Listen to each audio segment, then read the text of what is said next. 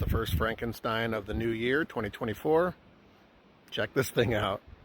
All right, most of what I want to show you is inside, but we'll stop here and show you things like rotted stair stringers, cracked stair stringers, your normal deck stuff. But as I came into this house,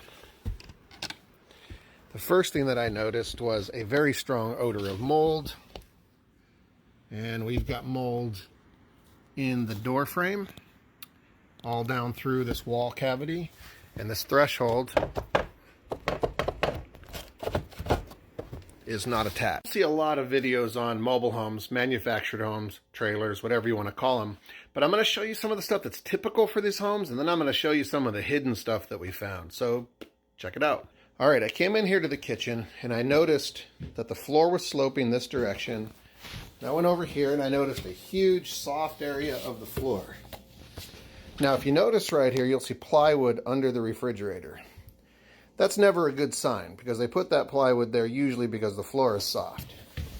But if you're wondering how soft the floor is, there's a sign. Now, in manufactured homes, they typically use a particle board subfloor, and it's usually very thin. And as you know, or may not know, particle board doesn't hold up to moisture very well at all. So usually when there's any sort of water event in the home, whether it be a sink that overflows, whatever, the subfloor usually takes a beating, usually gets soft, gets weird, and all that stuff. So that's one of the areas that manufactured homes typically kind of cheap out. It's on the subfloor. But it isn't just the soft subfloor that's a problem. I noticed the entire trailer was sloping. So if I put a level down, you'll see that it is not level. The whole trailer is leaning, and you can see it most notably on the counter. Okay, so basically this whole trailer is leaning that direction. Now, one of the very typical things that we see in the older trailers is this gray piping, and we recognize these fittings right here, and this is called polybutylene. And if you look right there, that PB stands for polybutylene. Polybutylene piping is obsolete. They don't use it anymore, and it is known to have a very high failure rate.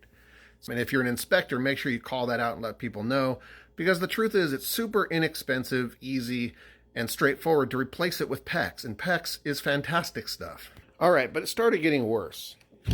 You'll notice this door doesn't close at all. It's actually hitting, it's binding up here, because there's racking of the door frame. And I'm going to show you back here in the bedroom the racking on the other side of the trailer that is even worse. If you notice this door latch, it doesn't even come close to lining up with the catch. And if you look up here, you'll see a giant gap in the door that gets smaller as you go. So that's racking, and that means there's been some structural movement in the home. Now, when I was coming over to test, check out the pressure tank and the pump switch, I noticed a sump pump sitting in a bucket. And, obviously you see a clue like that and you're going, why is that here? And that's when I started looking real close down here towards the bottom, and you'll start to notice discoloration along the bottom of these walls. I don't know if you can see that or not, but there's definitely been some sort of flooding or something going on here.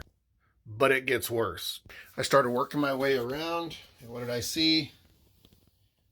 All the way around this house, you can see there's capillary action, there's water damage or staining down here.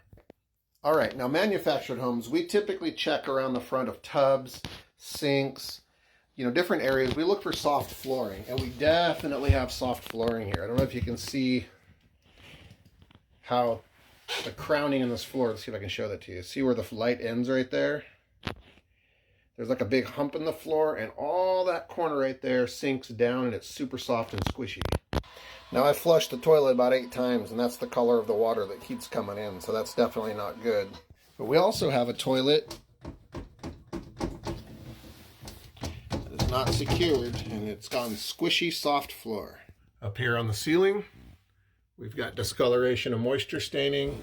You'll see some holes from my probe in there, and we definitely have found active moisture in the ceiling, active moisture around the bathroom vent, which is also very common. A lot of times these vent, at the flashing where the roof penetration is, either the sealant or the collar, the storm collar, whatever's up there is usually inadequate. So we see that quite a bit. But watch this. This is where it gets really crazy. So I came in and I saw this box, which you guys know I'm going to say, that's strategically placed. Let's look behind it. And of course, as soon as I did, I side lighted and I noticed some minor mold growth down behind this box. Came down the hallway. What do we see all the way along this hallway? Ew, a bunch more moisture staining. The wall's coming apart, more moisture. And then we got here to the closet. I opened this up. Everything looks pretty normal in the closet, right? But watch this. Ooh. There you go. The magic of the side light. Mold growth throughout the entire home.